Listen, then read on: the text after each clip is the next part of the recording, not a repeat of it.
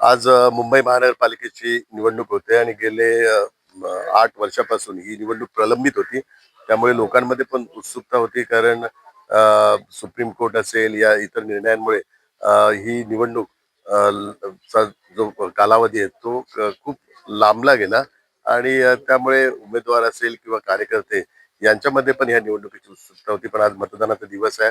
हा लोकशाहीचा एक पवित्र दिवस आहे आणि ह्या दिवसाच्या माध्यमातून खऱ्या अर्थाने संविधानाच्या माध्यमातून जो अधिकार मतदानाचा दिलाय तो प्रत्येकाने वापरला पाहिजे कारण लोकशाही सदृढ करण्याकरता लोकशाही बळकट तिला सक्षम करण्याकरता मतदान हे अत्यंत महत्वाचं आहे आणि तो मतदानाचा अधिकार सगळ्यांनी वापरून जास्तीत जास्त मतदान करावं हे मी सगळ्या मुंबईकरांना आवाहन करतोय.